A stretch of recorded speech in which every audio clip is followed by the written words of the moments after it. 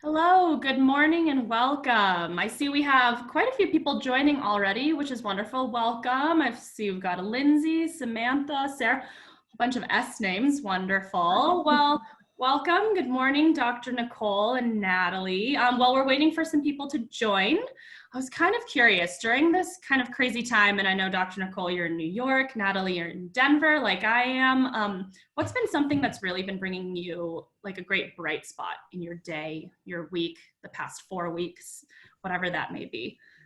Yeah, you go, Natalie. I've gotten into painting lately, and it's a new hobby for me. I was never really into painting, and I ended up, well, actually my business did a paint night, a wild woman paint night, and I had so much fun that I bought a bunch of painting supplies kind of as this quarantine was kicking off. So now I have about 20 canvases and I'm having a blast. Oh, great. I love that. Really awesome.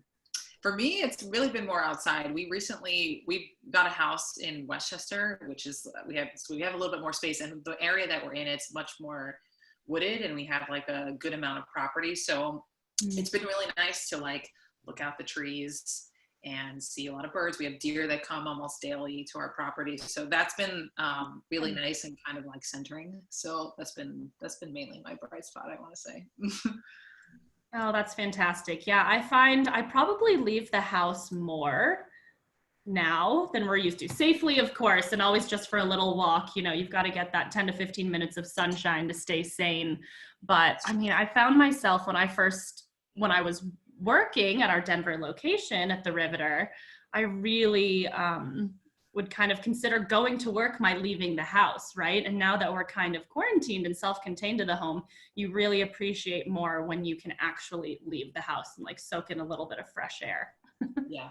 I'm thankful that my dog makes me go out so much. You know, I could freak out that my rental building has like 300 units, but I'm really careful and just getting out there. The weather's been so nice. We do some runs, but just like going out and throwing the ball, it's been great. And she always makes me happy. So that's another bright spot, continual bright spot in my life.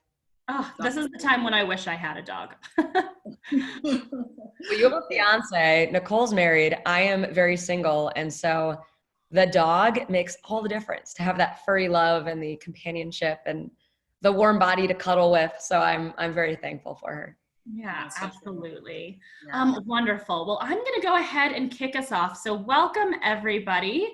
As you get settled, I'll just introduce our guest speakers for today. My name is Michelle. I am with the Riveter. I'm located in Denver, Colorado. So we are so thrilled to have Dr. Nicole Barile and Natalie Levy here with us today. Before we get started, I just wanted to let you all know that there are ways that you can participate in the call today, and we definitely want to hear from you. So there are two ways that you can participate in today's call. If you take your mouse and hover down below, you're going to see a chat icon. If you open up that chat icon, you're able to send your +1s, your comments, your general thoughts, to the panelists and the other attendees. Just make sure that in the little drop down you see there, it's you've selected all panelists and attendees. That way we can all see your comments. The second way that you can participate in this call is using the Q&A function. So if you have any burning questions, any general questions, please do put those there in the Q&A. So again, the first way is with the comments, just general comments and +1s, and then all of your questions can go down in the Q&A section. I'll also put some instructions there in case you forget down in the chat box, just as a friendly reminder is how you can participate. So again, we are so thrilled to be joined today by two awesome experts and professionals. We are going to be covering investing in your mental health, especially in this time of quarantine, which we're kind of talking about today. They'll cover perspective, nourishment, and much more. So joining us is Natalie Levy. She's the founder of she'sindependent.com. She's super passionate about pushing boundaries and being independent, especially from a young age. So she's going to chat with us a little bit more about She's Independent and what they do.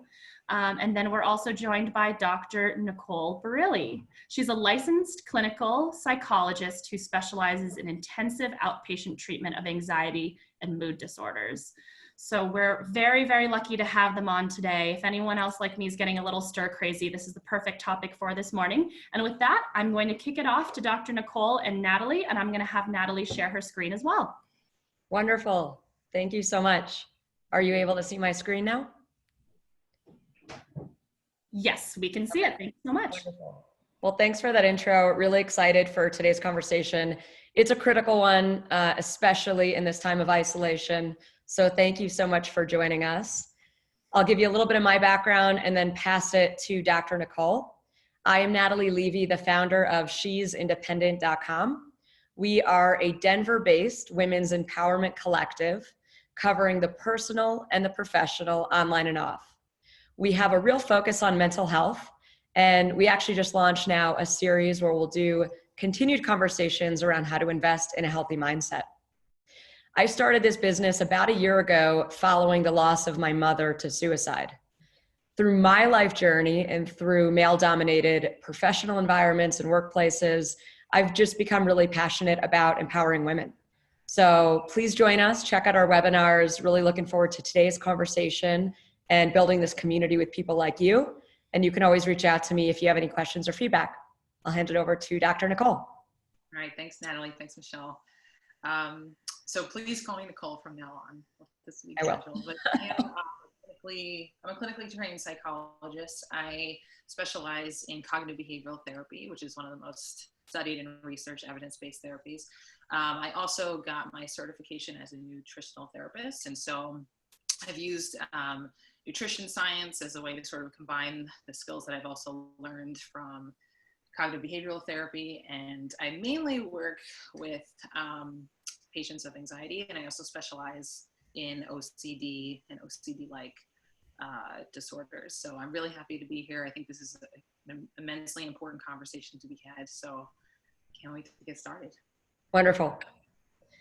All right, so to kick it off, I ask that you close your eyes, take a deep breath in and out, and check in to see how are you feeling right now. All right, moving on, but we'll do a check-in later after the conversation. So first, let's introduce some key concepts of the mind. You know, awareness is probably the first thing you need to invest in or do to be able to make a change. So let's talk about some of these key areas. I'll have Nicole, jump in where she wants, but up on the screen, we have context, perspective, and the idea of what's within your control. So context, let's talk about it really quickly. The world environment, right? We're in this pandemic. We have to accept there are certain things that we don't know, but we can hear about and read about, this crazy news and, what's happening globally. And there's a lot of fear. There's a ton of anxiety out there. And then there's perspective, right? If we're talking again about the quarantine and about COVID, let's talk about the numbers. Let's talk about death. Let's think about it. Let's not go crazy, but let's be logical and let's think about it. Listen, there are a lot of issues and a lot of things that cause death out there, and mental health and mental illness is one of them. If you look at straight numbers, there are a lot of things that kill many Americans every year, but we're not talking about it the same way, right? The perspective, or what we're always hearing about, is the contagion of this thing. But in truth, there are so many other things that are driving death in our country and beyond. So we definitely want to talk about mental health today, and we will. I think another key concept that we want to bring up is what is within our control, right? If you've looked at meditation or, being able to kind of control those thoughts in your mind, it's almost like thoughts are these passing clouds, right? You can choose to step back and be aware, or you can let your mind kind of spiral out of control. But understanding there are certain things that we can control and certain things that we can't, it's a really important concept. So I'll pause there. Nicole, if you want to weigh in on any of these, or we can move on. No, I think that was perfectly said. I would agree 100%. Mm-hmm. Great.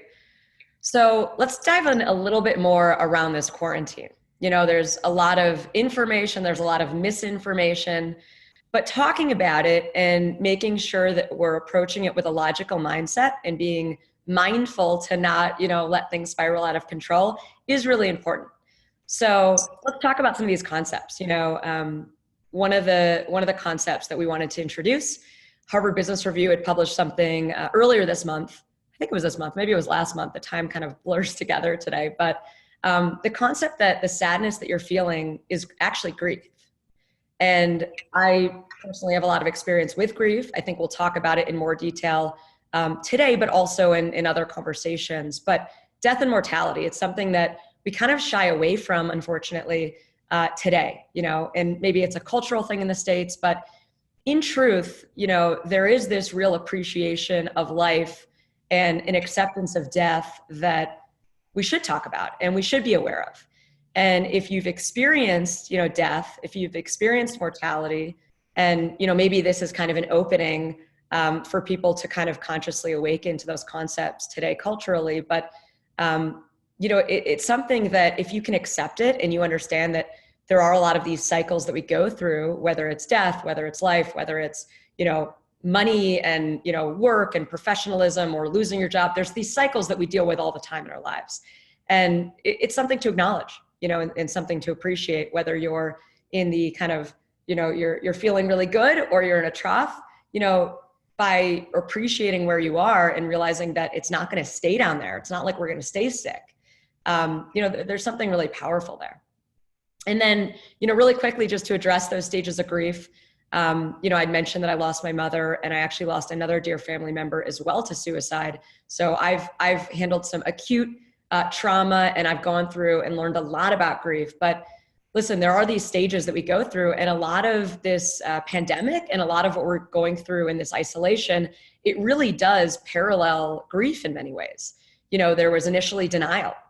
Hopefully you get to acceptance, and there's a power in acceptance, right? There's a power in that control. There's a power in being able to manage the day-to-day. There's healing, right? You may actually be experiencing death of losing loved ones, and it's something we should talk about. And then there's actually these really beautiful stages of grief where I talk about it as post-traumatic growth, where, a lot of people talk about post-traumatic stress, but you can actually really grow from tough events. And there's also a piece in terms of the acceptance and getting to a point where, it's not something that's dragging you down. So really important, to kind of address these stages. Again, important to address the fact that we are in this isolation. How can we come together as a community? How can we connect? What is the ultimate, impact on mental illness collectively? We already were pretty sick and not talking about it.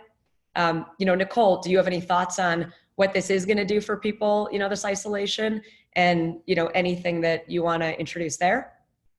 Yeah, I think a lot is going to come out of this. And I think, unfortunately, like what I've been seeing with my own patients is those who already are depressed or were depressed and are now isolating, especially if they are living alone. I see an increase in those kinds of symptoms at this point, and also an increase in anxiety. And then also I have some patients who are medical residents, because I work part-time for a hospital, and them being on the front lines of all of this, I mean, there's PTSD symptoms that are, that I think are bound to going to be happening, because that's what we see with other viruses and other pandemics that have happened previously. So I think this is going to affect multiple people across the board for sure. Yeah, that's a great point. And listen, I think something that I do want to introduce that's on the more positive side, if we're talking about, there's a cloud, but then you can see some light kind of shining through. People are talking about mental health today. And for how long have we not? And again, the awareness and talking about it is so, so powerful. And I will say that if you don't deal with the mental health issues, if you don't talk about trauma, if you don't deal with things, and if you just try to make it all happy, that actually ends up being mental illness later in life. So it's really important to address it and to talk about it and to heal. Otherwise, you're going to have bigger problems later. There was a great question that came through in regards to the impact of isolation. I wanted to get your input on that. It says, is there any research around the cognitive drain experienced because of Zoom? Do our bodies know we're not with someone, but our eyes and brains think that we are? Why are all of these Zoom meetings so exhausting? And is it a good idea to switch it up with phone calls? That is a great question. I don't know if we have the research on it, because this is a time where we are all shifting to something that's more consistent. Zoom, I'm sure was used intermittently, right? Previously, now it's more of this constant that's sort of happening. I'm sure it's also really hard because we're still in a transition phase, and the beginning of stages of change are probably arguably one of the most hardest. But I'm sure, because as humans, we are so deeply connected, that we know that this is different. We know this is not the same. we don't get the physical contact of being with someone, which is going to have some sort of an impact. But that would be interesting to sort of see if there is research done on that. Yeah. Oh, sorry. Just a quick friendly reminder for those of you participating on the call. Thank you so much. These questions are so fantastic and we're excited to get to them. But just a friendly reminder that please do put questions in the Q&A tab if you could, and then general chats in the chat. That'll just help me later with fielding questions. Sorry, go ahead, Natalie. Yeah, no, I was just going to comment that, listen, I think that Zoom and having the video is a pretty interesting, yet obviously more draining because it takes more when it's not just voice. But we've done a number of virtual webinars and offerings where it's, yin yoga or breath work. And there's something really special, and you can actually do this energy exchange, have this energy exchange with other folks. And so sure, we're not touching, and I'm sure there are going to be issues, longer term issues with this isolation, but it is really a beautiful thing when you can still have that energy exchange and see faces. And I know right now for, the people participating who aren't sharing their screens, or, we can't see your faces, in this environment, you can see us, but in a Zoom where everybody can see everyone, there is something really powerful, I think, about still feeling like you're in the room together. So yeah, I just wanted to mention that, even though I know it can be draining, I still think there's something powerful there. My family right now does a virtual daily Zoom. And, given that we've been grieving the loss of a cousin, and, given that everybody's obviously struggling in different ways, it's been a wonderful way to connect. Yeah. Great. So let's move on. And I'll probably ask Nicole if you want to kick off this one. Yeah, sure. So in terms of just building a framework for a healthy mindset, there's certain things that I just want to highlight on here that I would say are arguably more pertinent to this kind of a time, in terms of being in quarantine and just having a certain level of collective stress that we're all sort of feeling. This is the other thing I want to mention, is that this is not necessarily a time for optimization or perfectionism. This is more of a time of, let's try to do the best that we can in the circumstances that we can. Let's kind of try to connect and try to do something actively to reduce or manage our stress levels. So symptom management, I think, is really important at this time. So things that really influence that: food, I want to highlight, just because it's the building blocks to everything, and it significantly affects our mental health and our mental well-being. So if you can do what you can, I know it's hard. Where I am in New York, we're kind of struggling to get routine delivery services, and certain things are just not really available in stores. But again, this is not a time for perfectionism. Just try to do your best in terms of the choices that you're actually making for yourself. And a little bit does actually go a long way. Trying to focus on sleep as much as you can. Sleep is hugely impactful when it comes to our mental health, and when it comes to being able to manage stress. We are much more emotionally vulnerable when we are lacking sleep and quality sleep. The other things that I think are hugely important, which I know, Natalie, you had mentioned in the beginning, which is awareness, which also has to do with mindfulness. So I'm encouraging everyone at this time, in terms of my patients that I'm speaking to really have some sort of mindfulness meditation practice. And I stress that more than anything, because it really teaches us how to be observant of our thoughts and not necessarily, stuck to them or participating in them. We're going to have thoughts that are going to be difficult at this time, and emotions that are going to be difficult at this time. But if we are aware of why they are happening and when they are happening, we are much more apt to make a choice about what we want to do about it, right? And also connecting virtually, just through your support system, especially, with you guys, She's Independent and the Riveter. Those are two great support systems, just in terms of extending the amount of support. But even just with your close family and friends, I know we can't see people right now, but even just connecting some level of consistency with them virtually, I think is really important right now as well. In a sense of, I put down on the last one, living a meaningful and purposeful life. I know that can be tricky at this time, because we're technically kind of limited with what we're potentially able to do. But if you can create a sense of purpose and what you have in terms of your resources, Like Natalie, you mentioned that you're painting right now. You know, if you have a sense of sort of meaning and that gives you something in that moment that other things don't necessarily give you, like that could be a huge sense, sort of purpose and meaning in that moment. So I think if you can find things in your day or activities in your day that you just have simple access to, that helps still create a sense of meaning in your life. And that's where I also think a sense of routine can also be really important too. And still focusing on, like, you know, trying to get up, trying to shower, trying to do your sort of regular kind of routine that you may have been doing before. I think that is also incredibly healthy for our brain. Our brain really likes predictability. And so when you give it a sense of routine, it has something to hold on to and can kind of ground us.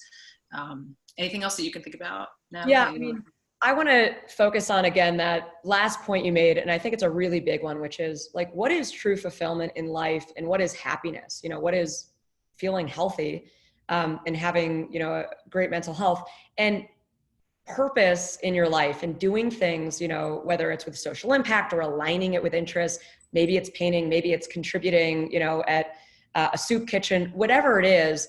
I think a lot of people get so caught up in the day-to-day, and they're working to live and they're, you know, not truly living. And, you know, I think something like this really, really tough event where people are now thinking about death and mortality, and they're saying, well, what is this life I've built for myself? You know, how many people are stuck at home and they don't feel good? They have to be with themselves. And, you know, I think a lot of people are going to have these realizations, but this is really an environment where you can start to invest in and start to construct a more meaningful life. And that's something that you can take with you out of this.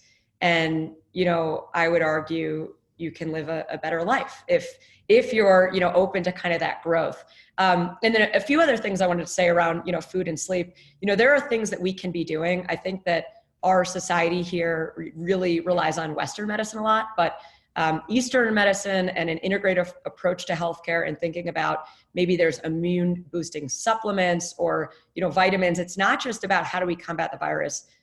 If you read literature and if you hear from some really intelligent people out there, there's a lot that we can be doing where it's, well, are we getting exercise? Are we connecting with community? And these other things really do impact us and our health. So I think that those are, you know, concepts that are really important. And then the other thing I wanted to introduce briefly was on mindfulness. You know, absolutely, we should all be investing in doing things daily that are helpful to, you know, and we'll talk more about this, but helpful to keeping our brains healthy.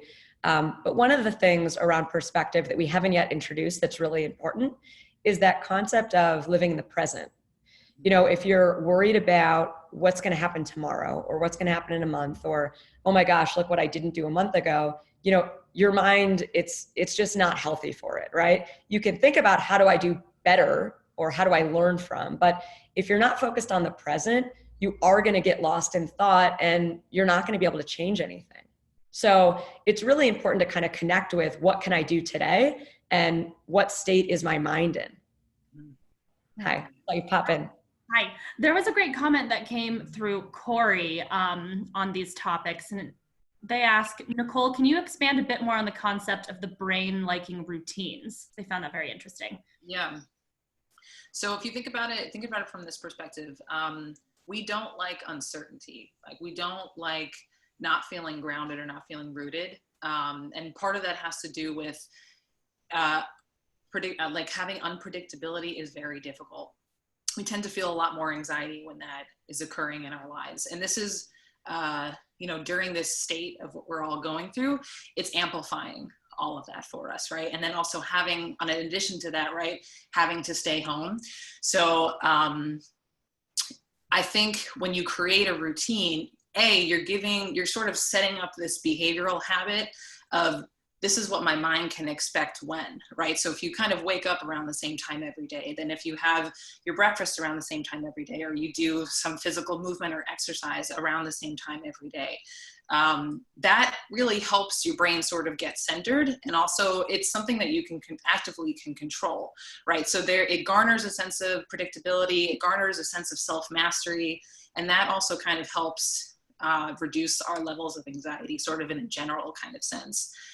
So that's why I would recommend, even though we're home, to still create some kind of a routine. You know, we have to adapt. Obviously, it's not going to be necessarily the same kind of things we might have been doing before, but still giving your brain these components that are really necessary in order to try to stay healthy during this time. And also on a bigger level, right, these things will also help reduce your anxiety and help you manage these things. And that's like the biggest thing that we're sort of talking about here also, is like, this is symptom management, and this is also how to create health. Great. And I think with that, it's a good transition into, I'm stressed. What can I do? So maybe I'll again hand it over to you, Nicole, if you want to kick it off. Yeah, so the biggest tools that we have at our access are using our breath. So there's lots of different kind of breathing exercises that are out there, but a really just super simple one is, I think we have that on the next slide too, right? Is just to breathe in to a certain count and breathe out to a certain count. And so that just helps create some regulated, controlled breathing. And that really, really automatically sort of triggers our physiological response to start relaxing, right? That's our parasympathetic response when we start relaxing. That's when we digest. That's when our body can rest. And when we activate that, we have a much better chance of starting to feel less anxious, our mind starting to calm down. When you calm the body, you can better calm the mind down too. So stick with it. Breath work, it won't necessarily happen in 10 seconds, 30 seconds. But if you stick with it, you have, you're building something in your body that's trying to create a more relaxation kind of response.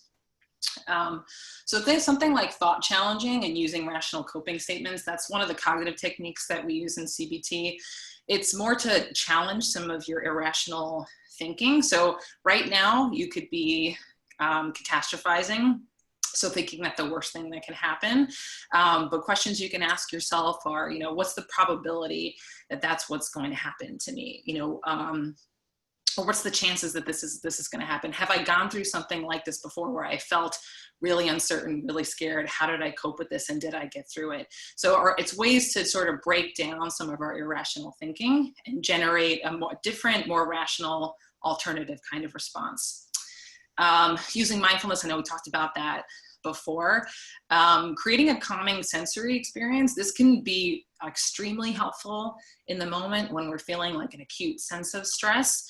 Our senses are really like good, mindful ways of trying to help calm our system down. So whether that's like a hot cup of tea that you like, or let's say like a nice fuzzy blanket that that's your favorite that you like to wrap yourself Weighted around. blanket. Yeah, exactly. A scented candle that you like, something that really connects you. It does a couple of things. It helps calm the system, and it also helps snap you back into the present, which is a huge thing that we really need right now. And then also just reaching out for support, right? Like, we're going through this in collective sense, and we're all feeling some sort of this in some sort of way. So it is helpful to just, reach out to someone and talk about this. It doesn't have to be your entire conversation, but I think just expressing yourself and just being present with that and sharing that with someone is also just really healing. Yeah. And regarding the reaching out for support, sometimes it's hard to ask, but if you're even thinking you need support, do it, ask for it. People will give it to you. I also suggest or advise, if you have, friends or relatives, their moms working from home with kids, they are struggling, reach out, check in, say hello. So I am finding that I am more proactively reaching out to people, and I can tell that it's, really warmly accepted and they appreciate it. And so I'm happy to do it. I also, of course, share with others when I'm mentally off, and it's really important to do. So have that dialogue. Definitely. Now let's talk about shifting your mindset. And I know that this is the last point on the slide, but I just want to bring it up because it's so key. Small changes really do matter. So we're not saying do a 180 tomorrow, right? Start thinking about having the awareness, setting intentions, little changes over time, like that's a massive change. And if you can start to introduce and find things that for you work and start to introduce them and have these new rituals, it really is life-changing. So I'll hand that over to you if you want to add to it. No, it's so true. I think I have this conversation with my patients all the time, like just trying to start and build on something, because you have to think of it as you're building a habit of even starting. And even if you just do your step 1 or your step 2, if you do that consistently, on day 30, you're probably going to be on your step 3, right? So the smallest changes, even if you don't think it could work, I would definitely encourage everyone to just give it a try, do it, a 7-day experiment, because you can really build on that, and it's hugely impactful. Yeah. And try different things. Some people are going to find that breath work is great. Others may find that doing more restorative yoga might be the fit. And when it comes to things like meditation, we're not saying start meditating 20 minutes starting tomorrow, but if you just take 2 minutes, right? 2 minutes out of your day, and you start introducing this gratitude and this practice of slowing down, it can really be life-changing. And it looks like we have a question there. So maybe let's address it. In times of stress, I'm consciously aware of an increase in my subconscious apathy towards my situation. Is this something I should be concerned about as a defense mechanism? Is there a litmus test to its propriety? And should I be more intentional about connecting with my feelings? It's a great question. Now, do you have any thoughts, Natalie? Yeah, I can jump in after. I'm going to say, you as the doctor, I'll hand it off. Yeah, okay, so I that's a great question. I would say this: it's not wrong to feel anything or to think anything, for that matter. It's like what I would say is you're already aware that that's what's happening to you, which is really like your first step in terms of trying to actually address it or try to do something about it. But I would also maybe explore, like, why do you think the apathy is happening? Like, has that happened, previously in your life? Have you experienced that many times before? And what situations did that happen before? It might give you some information as to why you might be experiencing that. But I would say, though, right, if you follow the apathy in a behavioral sense, it's probably going to lead you down a not so good road, right? So it might make more sense if you're noticing that that's what you're feeling and that's what you're thinking, to actively try to do things that are sort of opposite to the apathy. That'll probably reduce it. But I always think it's important to sort of explore why you think you may have that. And sometimes looking at when has that happened in other times of my life and what situations that has happened with that can give you that kind of information. Great. And now moving on to, why make this investment? And if we ask you, what is your why? And you start digging in and peeling back the layers, you're going to find something there that really is going to drive you. And you're going to realize, wow, I really should make this investment. Maybe I want to be the best dog mom I can be. Or, I have a family member, or, I am predisposed genetically to, mental illness, whatever it is, right? Walk through, think about it, really ask yourself. And the why is going to, probably be a big reason as to what's going to motivate you to change.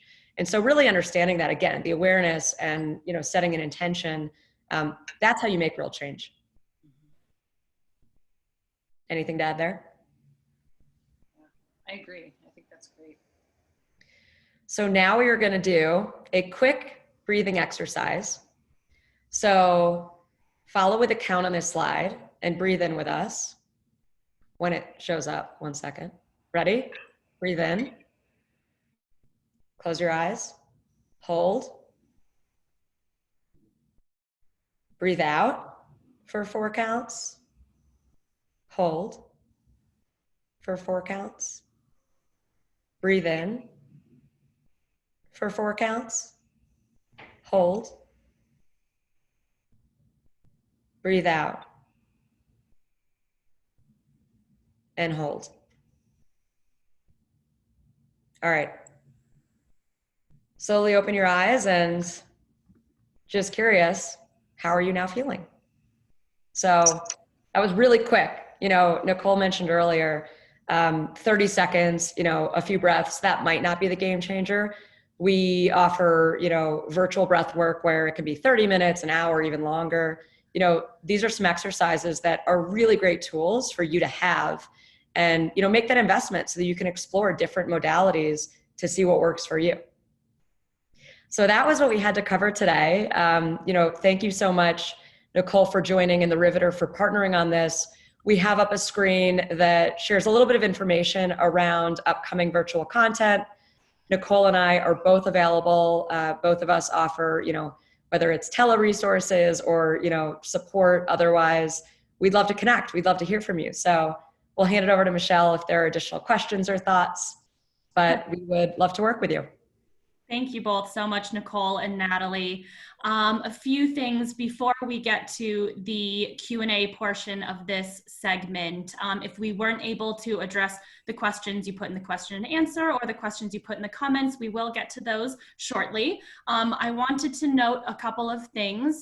So Nicole and Natalie have been so gracious as to offer some follow-ups, so you can take the information on the screen now. They're also going to be offering a even more comprehensive conversation on this topic on April 23rd. So I went ahead and put the information for those in the chat box. You'll see I posted those there. Also, once we leave this webinar, you'll be able to go to this event posting and scroll all the way down to the comments.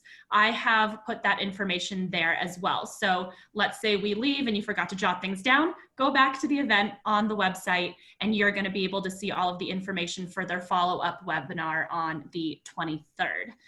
Before we get into Q&A, I also did want to mention that our videos are available for playback on our new Riveter Plus group.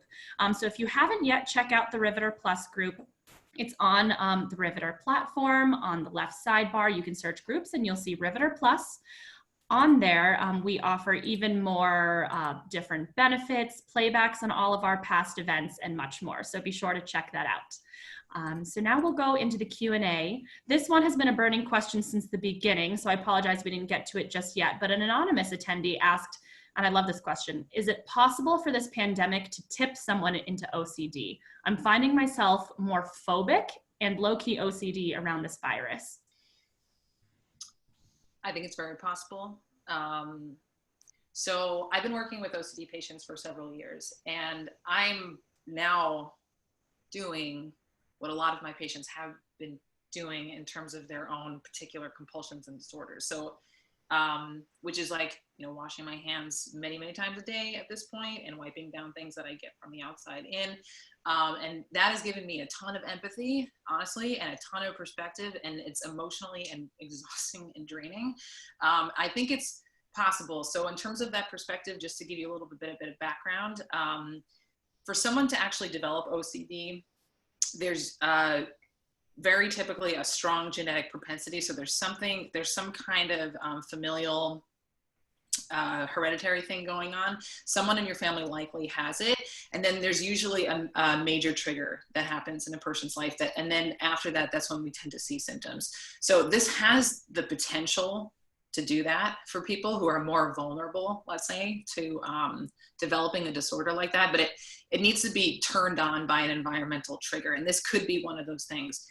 I have to say, the OCD patients that I currently have are not necessarily being affected by this at this time, which is very psychologically interesting to me. Part of me wonders it's because they have been doing this and they have contamination issues. And they're kind of like, yeah, I've been doing this for years. I know this is, so it's very interesting, but I do think it for some people who are more vulnerable, it could have the potential for that. I definitely have been washing my hands a lot and feeling some OCD tendencies as well.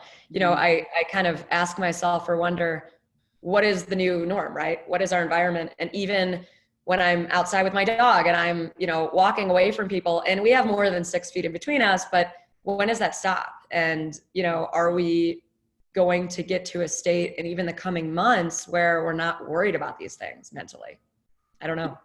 Even I find myself doing this odd thing when I go for my, 10-minute walk. I wear a mask now and everything, but I find myself, even when I pass someone with that 6-foot barrier, sometimes I find myself holding my breath. And I don't know why that is. It's just something that I've picked up, I think, which I never did that before. So yeah, that's why I really love this question. We got another great question from Katie. It says, I and some of my friends are having trouble sleeping at night due to anxiety during this pandemic, even though we still have our jobs and our health. What are your tips for addressing this? Can I say CBD? Is that allowed on this?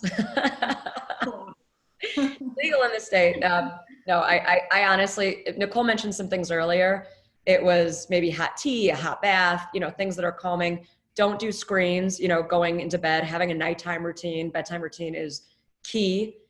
You can do things like melatonin. I take magnesium at night. It's really nice for relaxing your body. But for me, CBD has been such a wonderful way, whether it's acute anxiety or whether I just want to calm down, even if I have my cramps. There's so many reasons that I love it personally, but again, kind of explore and see what works for you. Yeah, no, those are great. This kind of goes back to also trying to set a bedtime routine. So if you remember, like when your kids, we had a routine and we tried to go to bed around the same time every night and tried to do the same thing like the hour before bed. That helps our brain tremendously. Again, sleep is hard to regulate. It could take a while for that to actually start happening, especially if we're more anxious. But I would definitely suggest like the hour before you want to get to bed, start dimming the lights, because that'll increase our production of melatonin, which is our sleep hormone. Same thing that Natalie said, like reduce your screen use. Don't use that while you're in bed. So you really try to reserve your bed from like just sleeping, because that's a good way for your brain to associate, okay, like now I want to relax and I want you to calm down. And yeah, do things that are calming before, but I would definitely suggest building a routine of going to bed around the same time every night, trying to wake up around the same time every day and build on that regularity. It'll be frustrating because it doesn't happen right away, but that's okay. Just keep going at it. Yeah, it's those small changes like Natalie was talking about. You might not pick it up right away, but I think starting is the first step. Yes. Wait, one more. My dog cuddling is the best. If you're thinking about adopting a dog, do it now. Just throwing it out. Many dogs need homes. Yes, I agree. A great question just came through from Jay. What's a beginner's way to meditate? How long? What do I think about? What do you say, Natalie? One thing I would say is we have a lot of free and donation-based meditation oriented, virtual webinars. So definitely feel free to join us. Some are breathwork focused, some are sound healing, some of it's restorative yin yoga, and it's open to all genders. We're a women's empowerment business, but anyone's welcome. But we mentioned on an earlier slide, even 2 minutes a day, there are some apps out there. Headspace is a good one where I believe about 20 or so sessions are free so that you can start to introduce some of these practices, evaluate, do you like it? Do you want to sign up for the paid? And it really teaches you some of those key concepts, but really just sitting down. And I wouldn't say just sit there and quiet. I think by doing something where somebody is speaking and giving you ideas of how to calm down, that's a really great way to introduce it. Yeah, I would 100% agree. For anyone who's a beginner, sometimes it's better to do something that's guided, like something that your mind can kind of attach to, because it's harder to just sit in silence and try to just focus on your breathing. That could be like your next step.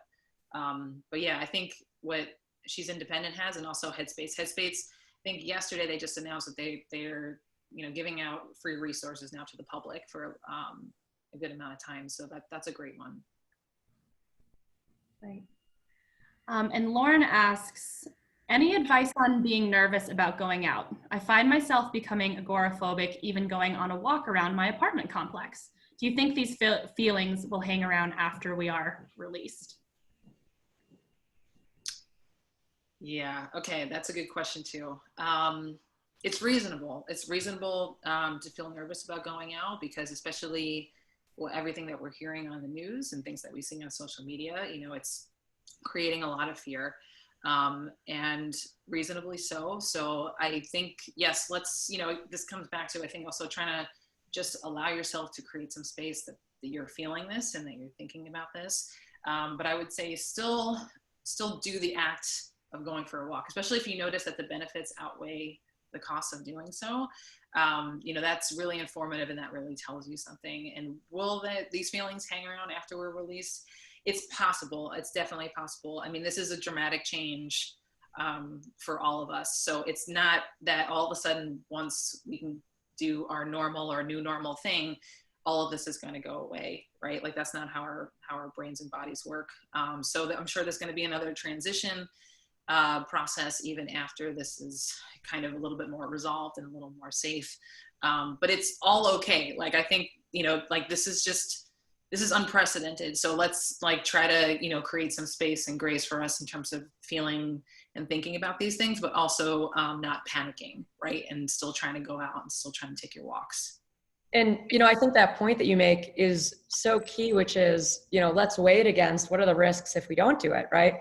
Community and social interaction, human touch. I mean, we're human, right? We're alive. And there's something beautiful to appreciating and understanding, right? You have to accept the death with the life, right? You have to accept the darkness with the light. If you don't have any human interactions from here for, let's say, the next year, I'm making this up, what is life? So I do think that you want to weigh it out and, ask yourself, what am I missing by just isolating? And I'm not a proponent of, and I'm not saying don't isolate, right? We need to do this quarantine, but when we can go out and when we can take steps to start to interact, absolutely, I would buy into that. Yes. Speaking of life and death, that's a good segue into our next question that we have here from Elena. She says, I lost my grandfather to suicide along with other family trauma. Do you believe there's generational trauma being passed through our DNA and we can indeed break the cycles when we heal ourselves? I would say absolutely. I have so much to say there. I think I want to specifically do one on grief and loss and, growth from that. But you bring up a point which I think a lot of people are unaware of, which is the concept of you can inherit genetically, things that have happened to other people in our family. And I absolutely, believe that. I think that if you don't do the work, you don't do the inner work, you're not going to grow. You can just end up repeating or, being predisposed to these things. So I think it's really important, to address it and to work on it. By the way, with suicide, which is a very acute trauma, it has additional layers and additional processing that the loss of, losing somebody over time or to a disease that isn't, something with it that carries this guilt, it's very different. So I think there's a lot of layers to unpack there, but absolutely, I think that we can. And I think I'm, a prime example of our family has had 3 suicides in the last 6 years or so, and I'm stronger than ever. And I'm already doing things that I'm so proud of, and the resilience and the mental strength that not only myself, but other individuals in my family now have built because of these experiences really is something worth honoring and, being aware of. I'm curious, what are a couple of those steps, especially those initial steps? Because I think when you're closest to the situation, it's arguably harder when it's the freshest. What are some of the steps that you took to become that stronger version of yourself that you now are? Yeah. I mean, I think a big part is first you have to get through it, right? There's the acute upfront issue, awful thing that, you're in shock and you're processing. I come from a Jewish background. I don't actually practice much religiously, but part of the grieving process is I fly home and people just are together and you're grieving and you're crying and you're hugging and you're together. And I will address that in this current environment, not being able to be together, not being able to grieve in person. Oh, my heart, goes out there. Not even being able to have these funerals, but a big part of our healing, our family process was, you're together. And then as a community, you're together. It's not just the immediate family, it's the community. And all these people come together. And so I think what I learned through my mom and now with my cousin is there are these other things to do. So with something like a suicide, I'll bring up the concept of tapping. If you are repeating something in your head, and it could be any negative thing, it doesn't have to be just suicide, there are these things you can do where you're basically activating different sides of your body in such a way where you can, if you're starting to think of negative things, you can now start processing it and not have that negative brain burrow where you're just going into these depths of, oh my gosh, oh my gosh, oh my gosh. Tapping is, one resource. Another thing, just again, talking about it and starting to cope and starting to accept and realizing and not judging, but having the awareness. So when my brain stops working because of an acute trauma, I now know, oh, wow, forgetfulness, it's going to come back to me. Don't stress, don't freak. I can't sleep for a night, but that's going to, now I know to use CBD, and I know that I'll start to be able to sleep in the coming days. But being aware, nutrition, right? Getting things in your body that are going to help you, so important, so that you're not unraveling. So, a week after I lost the last family member, I was already feeling spiritually connected to him, at peace in ways, and already, had seen these skills that I'd learned through coping or through, dealing with and processing the loss of my mother. So you can start to use these things and then realizing, wow, I just lost somebody. Mortality, I'm going to better align with, my mission in life. Now I started a social impact business that I'm bootstrapping and self-funding that I feel great about. Aligning and doing things that are truly impactful. I mean, that's really living. Just getting a paycheck and, showing up and just being there and going home and clocking out, like that's not living. So are you really doing something that you feel passionate about? For me, the suicides, there were multiple, has really shown me what can I do to, do something more impactful, more powerful with my life. And now I'm investing in all these different ways and, feel just a lot stronger. Yeah. I hope that answered your question. I'm happy to talk about it in more detail. Yeah, well, that's pretty amazing. Just to piggyback on that question. So there is generational trauma. There's actually been research looking at Holocaust survivors and then their grandchildren, who obviously didn't live through that experience, but it literally changes you on a cellular level. But just as things like trauma change you on a cellular level, other things that are healing will repair you, right? So like Natalie, when you mentioned food, movement, connection, and coming together, all of those things have extreme healing powers related, and that will impact on a cellular level. So it is possible, absolutely, more than possible to heal from generational trauma.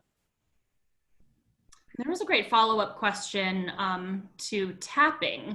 Lauren says, I actually have used tapping before and it strangely works instantly. Why does tapping work? Am I going to try to answer that, or Nicole? Yeah, because you have the personal experience. I haven't personally. Okay, so my sister's also in healthcare. She actually taught it to me around the last trauma. And so I'm not a doctor, so I should make that known.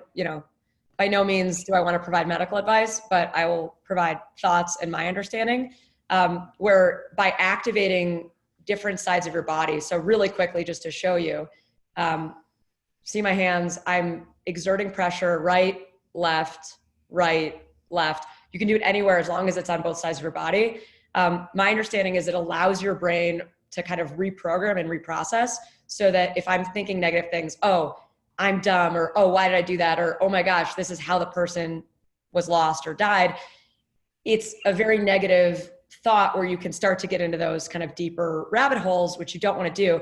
But the tapping mechanism is a way for your brain, for whatever reason, I don't know the mechanics behind it, but you're processing it and you're getting out of that hole. And it's like a relief. It's almost like this little massage.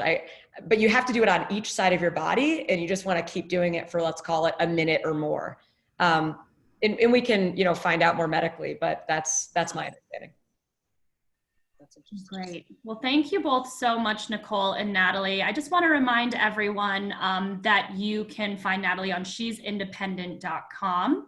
You can also follow along on Instagram at she'sindependent_. Oh, and she's got it right up there for you all. So please do follow along. If you are interested, check out she'sindependent.com for more information on their next conversation around this topic on April 23rd. And I'm Michelle with the Riveter. We have multiple events going on every day, Monday through Friday. So check out that events tab for what we have coming up next. Nicole and Natalie, thank you so much for being here. I can say that this has been such a great conversation for even myself. And I know that I've taken tools out of it, and it's just great to be able to openly and freely speak about everything going on. So we really appreciate having you here today. Thanks. So great to talk about it. Yes. My dog says hi too, if you don't see her. Thank you so much, everyone. Have a great rest of your day, and we'll all talk soon. Bye.